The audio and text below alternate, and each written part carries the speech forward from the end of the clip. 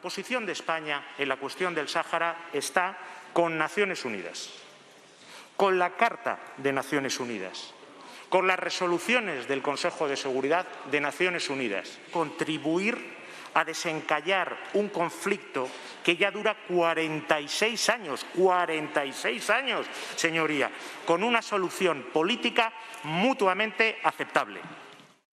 Esas eran las palabras del ministro de Asuntos Exteriores en la sesión de control al Gobierno en el Senado. El giro en cuanto a la posición de España sobre el Sáhara Occidental ha pillado por sorpresa a buena parte de la política.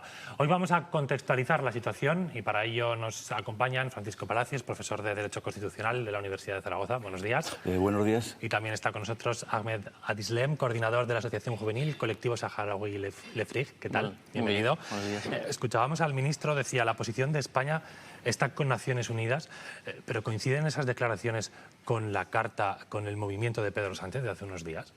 No coinciden porque precisamente la última resolución de Naciones Unidas para nada habla de autonomía. La Carta, o lo que conocemos de la Carta, porque hay un gran secretismo que ya para empezar es un elemento inadmisible sobre dicho elemento, hablaba de autonomía, ¿no? O de reconocer la autonomía o el plan de autonomía de Marruecos para el Sáhara Occidental. Y la última resolución, como todas las anteriores, hablan de un plan de arreglo. Un plan de arreglo que además ha ido ya mermando los derechos del pueblo saharaui desde hace ya varias décadas de resoluciones de Naciones Unidas, también hay que decirlo, ¿eh?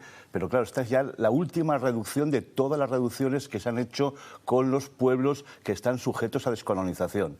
El Sáhara tiene derecho a la descolonización como la tuvieron casi 100 territorios después de la Segunda Guerra Mundial. Todos, prácticamente, salvo 5 islotes, se han descolonizado y solo un gran territorio no se ha descolonizado como el Sáhara Occidental, que tenía que haber tenido, primero, un derecho a la descolonización automática, segundo, el referéndum que se propuso, digamos, para enmendar la independencia inmediata, y ahora ya ni siquiera se reconoce el referéndum, ya se pasa a una anexión directa en el Reino de Marruecos, que es lo que ha reconocido el gobierno español, incluso siendo más papista que el Papa, que es el Consejo de Seguridad y Naciones Unidas. Como decía, la resolución de la ONU pide una solución política de todas las partes y justamente el diario El País hace unos minutos ha publicado esa carta que envió el presidente del Gobierno y él dice literalmente, considera que la propuesta marroquí es la base más seria, creíble y realista para la resolución de este conflicto. Por lo tanto, está cerca de la vía marroquí, no de la ONU. Claro, está tomando partido por una de las soluciones y está tomando partido por la solución de Marruecos.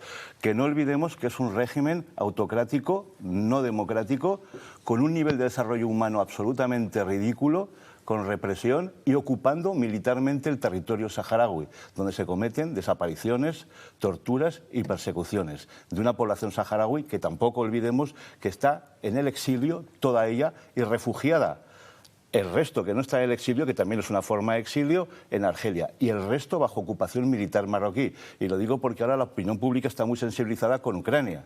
Pero en el caso del Sáhara es el 100% de la población la que está en el exilio, refugiada o ocupada militarmente por un ejército que invadió a sangre y fuego un territorio y sacó del territorio al 80% de la población, dejó al otro 20% en ocupación militar, población que ha sido sometida a todo tipo de vejaciones y asesinatos, crímenes, etcétera. Y un ejemplo lo tenemos aquí con nosotros. Tú llevas muchos años ya en España, pero como saharaui, ¿cómo habéis vivido este cambio de posición del gobierno con respecto al Sáhara? Pues lo hemos vivido con mucha indignación, con muy pocas sorpresas, porque los últimos gobiernos de España nos tienen acostumbrados a no estar del lado del pueblo saharaui, a, por lo bajín, siempre hacer política favorable a los intereses de Marruecos y luego pues mantenerse en esas frases que no dicen nada sobre la cuestión de fondo. Pero lo que sí que esto ha supuesto una ruptura, ¿no?, de la posición neutral que se mantenía hasta ahora de forma oficial, ¿vale? Porque reitero que de forma no oficial sí que se hacían muchísimas cosas en favor de Marruecos, pero de forma oficial se mantenía esta postura. Y esto ha generado que hoy en día hemos arrancado con una intervención del ministro Álvarez, ya no se le cree a sí mismo, porque no puedes decir que estás a favor de la propuesta de autonomía y volver otra vez al marco de Naciones Unidas como el único marco para encontrar una solución al conflicto. No se entiende, no puedes tomar parte y a la vez volver a decir que estás favorable a las negociaciones entre las partes en el marco de la ONU. Y la población refugiada, me imagino que luego tendremos ocasión de contactar con una persona de ahí, pues indignación absoluta y otra... La historia se repite. Esto pasó en 1975 con los acuerdos tripartitos desde Madrid y vuelve a pasar ahora. Y en las dos ocasiones jamás, nunca se ha contado con la población saharaui. Y es un hecho que nos hiere, porque el Frente Polisario, que es nuestro movimiento de representación legítimo, no se cuenta con él, ni se contó con él en 1975, con los acuerdos tripartitos desde Madrid, ni se vuelve a contar con él. Entonces es como hay o tenemos que comulgar con que otros decidan sobre el territorio y el futuro del Sáhara Occidental, sin contar con los saharauis. Es inaceptable. Los saharauis quieren poder pronunciarse, ¿no? A lo mejor luego eligen esta posición, pero ellos lo que quieren es que no tengan... El referéndum de autodeterminación no es algo que los saharauis han inventado, es un derecho reconocido por innumerables resoluciones de la ONU y en ese marco se contempla que haya tantas opciones como todas las partes implicadas quisieran, ¿no? Y que en ese referéndum pues, la población saharaui, que ya su censo ya está más que hecho, en base al censo español de 1975, pues en base a ese censo realizar un referéndum y que se decida sobre la cuestión de fondo. Pero lo que no vamos a tolerar es que por los hechos se nos empuje a unas vías que no son ni legales ni democráticas. Precisamente el censo históricamente ha sido uno de los argumentos de Marruecos, ¿no? Para no acceder a ese referéndum. ¿Por qué hasta hoy no se ha encontrado una solución a esta situación? Bueno, pues yo creo que por el chantaje que ejerce Marruecos y sigue ejerciendo Marruecos, ¿no? En connivencia con potencias hegemónicas como Francia y en menor medida de Estados Unidos. Entonces, eso hace que las resoluciones de Naciones Unidas cada vez vayan mermando más el derecho a la autodeterminación, que, repito, es un derecho reconocido por Naciones Unidas para todos los pueblos colonizados. Casi 100, y que el único pueblo con una extensión y una población más o menos homologable es el único que está pendiente de descolonización. Y había un derecho a la independencia, un derecho al referéndum. Hay que recordar que hubo una fecha de referéndum en 1991 que estaba ya previsto con un censo, con el censo español, que aun con todo se le hicieron concesiones a Marruecos diciéndole, a ver, ¿qué quiere? ¿Meter más gente en el censo español? Claro, España no se va a hacer trampa a sí mismo. Tenía el censo de su colonia, ¿no? Nadie le obligaba a tener más o menos censo, era el censo de saharauis. Aun con todo, Marruecos metió más gente y al final Marruecos no vio claro que pudiera ganar el referéndum y lo saboteó. Y Naciones Unidas además dejó que lo saboteara. Y entonces es cuando se ponen a negociar. Las dos partes, el Frente Polisario y Marruecos. Y ahora es lo que España incluso ha roto, incluso una negociación de igual a igual, que por cierto llevaba mucho tiempo dilatándose, pero incluso ya ni siquiera eso, ahora ya reconoce el argumento de una de las partes. Pero sí hay un censo, respondiendo a tu pregunta, hay un censo, ya lo elaboró la Misión de Naciones Unidas para el Referéndum en el Sáhara Occidental, elaboró un censo con especialistas, además. Y decía Ahmed, España ha roto esa neutralidad que hasta ahora había mantenido, aunque quizás de puertas para adentro la diplomacia española haya estado más del lado de Marruecos que de Argelia. Pero ¿qué ha pasado ahora? ¿Por qué este giro? ¿Por qué de repente el gobierno, y de estas formas, ¿no? Porque en cierto modo decíamos, la mayoría de los partidos le están reprochando al presidente del gobierno la forma que ha tenido de cambiar su postura? Es una cosa sorprendente en la forma y en el fondo, ¿no? El fondo también es muy interesante. ¿Cómo es posible, cómo se puede dar la irresponsabilidad de provocar a un actor ahora mismo fundamental como Argelia? Argelia ahora mismo es el gran proveedor de gas, teniendo en cuenta que a Rusia, digamos, se le ha sancionado y no puede, digamos, exportar su gas. Entonces dependemos de Argelia. Dependemos de que nos corte o no nos corte o nos meta más en un oleoducto que conecta directamente porque el que pasa por Marruecos está interceptado. Bueno, pues siendo Argelia un aliado estratégico del Frente Polisario y para ellos la cuestión del Sáhara Occidental igualmente estratégica, pues resulta que el gobierno español le provoca reconociendo la autonomía, ¿no?, del Sáhara Occidental dentro dentro de Marruecos. Es decir, no se entiende desde esa perspectiva y sobre todo en esta coyuntura. Internamente tampoco, porque no consultar a tus miembros del gobierno en coalición de una medida de política internacional tan sumamente trascendente también es, digamos, sorprendente, sobre todo cuando hay hasta una ley que lo dice. La Ley de Acción Exterior española nos habla que hay determinadas decisiones estratégicas en política exterior que tienen que consultarse y decidirse en Consejo de Ministros. Otra cosa es que el presidente del gobierno decida, ¿no? Pero deben consultarse cuando menos y debatirse dentro. Y lo dice una ley. Yo, para continuar con lo que comenta Paco, lo que se ha firmado con Marruecos, entre España y Marruecos, no lo sabemos. Nadie lo sabe de momento. Simplemente es una carta que el presidente Pedro Sánchez ha enviado al rey, y el rey de Marruecos, esto demuestra lo fiable que es el socio que tienen, es el que la filtra y es el que obliga a que Álvarez, deprisa y corriendo, convoque a la prensa y sea el que dé la noticia, ¿no? Entonces, y volviendo también a la cuestión de Argelia, Argelia es un país serio y lo que firma y dice lo cumple. Prueba de ello es todos estos últimos años que, mientras que tenemos un vecino del sur que usa el chantaje, la inmigración, el reclamo de los territorios de Ceuta y Melilla y las aguas de Canarias como contrapeso, como bazas para presionar a España, Argelia es un socio fiable y lo ha demostrado y lo sigue demostrando. Y yo pienso que, a pesar de haber retirado su embajador como queja porque no se le ha informado, cosa que Álvarez dijo que sí, luego ha tenido que decir que no se le ha informado, genera incertidumbre, pero no creo que Argelia ni corte el gas ni nada por el estilo, porque cumple lo que pacta y lo que firma. Y recordemos que mencionabas esa presión de Marruecos con respecto a la inmigración, ¿no? Recordemos los incidentes en Ceuta hace relativamente poco, precisamente como consecuencia de que el líder del Frente Polisario estuvo en España atendido en un hospital de Logroño.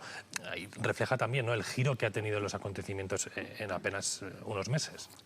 Sí, bueno, una cuestión que era obvia. El líder del Frente Polisario, con el que se mantienen relaciones, además, diplomáticas, era una persona que tiene nacionalidad además española y estaba en una situación, digamos, crítica. Se pidió venir simplemente a sanar, y eso escandalizó a los marroquíes. Es decir, ni siquiera una persona española de alto nivel diplomático, estrechamente vinculada a España, puede venirse a sanarse a un hospital español. Es decir, eso nos da idea, digamos, de la catadura diplomática y política del Reino de Marruecos. Y como decía Ahmed, es un país que ha chantajeado permanentemente con la inmigración, con el terrorismo, con Ceuta y Melilla, y con algún tema más. Y sin embargo, Argelia es un socio fiable que nunca ha chantajeado con la inmigración ni con el terrorismo, que nos hace unos contratos ventajosos, gasísticos, y sin embargo se está tratando muy bien al chantajeador y muy mal al, digamos, actor noble de la película. Es algo incomprensible. Es una diplomacia débil la española, y es una defección permanente de los partidos políticos, de casi todos. Desde luego, este gobierno se lleva la palma, digamos, en esta textura, digamos, de diplomática y en este juego estratégico diplomático, que para nada beneficia a España, porque Marruecos no ha sido fiable y no va a seguir siendo fiable por mucha carta y por mucha concesión que se le haga. Por cierto, no solamente España privilegia a Marruecos, es socio prioritario de la Unión Europea. Ahora mismo, las protestas de los agricultores va también el factor marroquí, ¿no? Cómo se deja entrar a productos marroquíes, digamos, a esos costes con esas exigencias mucho menores que las que se le exigen al agricultor español. Hemos mencionado hace un momento el censo, que según las últimas estimaciones puede ascender a unas 150.000, unas 170.000 personas. La mayoría vive desde hace 4 décadas en los campos de refugiados de Tinduf, en Argelia, y hasta allí vamos para hablar con Hamoudi Boukraya. Buenos días, Hamoudi. Buenos días, te escucho un poco mal, pero... Bueno, a ver si conseguimos... ¿Se puede subir el...? A ver si conseguimos que nos escuche bien. Quería preguntarle, lo primero de todo, ¿cómo ha sentado esa carta de Pedro Sánchez al rey de Marruecos entre la población saharaui? Nosotros sentimos traición, la verdad, y pagando una factura que no nos corresponde, como saharauis, como refugiados. Y creo que España también puede resolver sus conflictos con Marruecos o con quien sea, lejos de los saharauis. Nosotros, o yo personalmente también, lo que no he llegado a entender desde siempre, desde hace mucho tiempo, ¿por qué el Estado español siempre nos traiciona? Nos viene traicionando desde el 75 hasta ahora. ¿Qué hemos hecho nosotros los saharauis a España para que nos trata de esa manera? Es muy vergonzoso esa salida del ministro de Exteriores Álvarez diciendo que para estabilizar las relaciones hispano-marroquí tienen que vulnerar el derecho internacional, perder su credibilidad y crear desentendimientos dentro de su propio gobierno. Y sin pensar en los intereses de los españoles, sobre todo en esas circunstancias internacionales tan complicadas.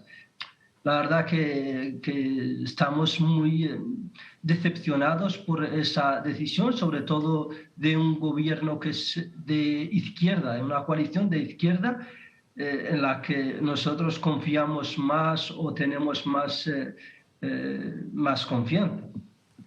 ¿Y qué cree que puede ocurrir ahora? ¿Qué pasos pueden seguir ahora entre las autoridades saharauis, el Frente Polisario, especialmente si finalmente se impone esa vía marroquí?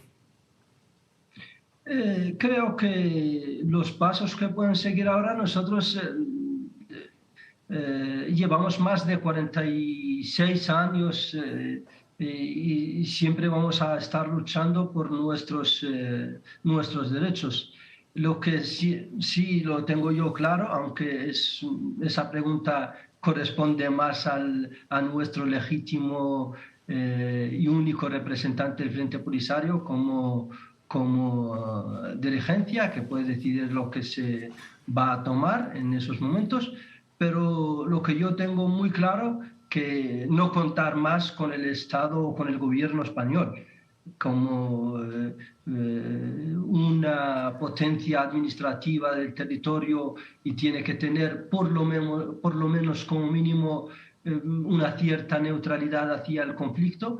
No lo está perdiendo. Creo que está perdiendo todo sobre esa población, sobre todo que nosotros los saharauis tenemos ese vínculo, esa simpatía hacia el pueblo español y hacia los ciudadanos españoles, y casi sentimos que estamos con nuestra gente, una familia más, y compartimos muchas cosas.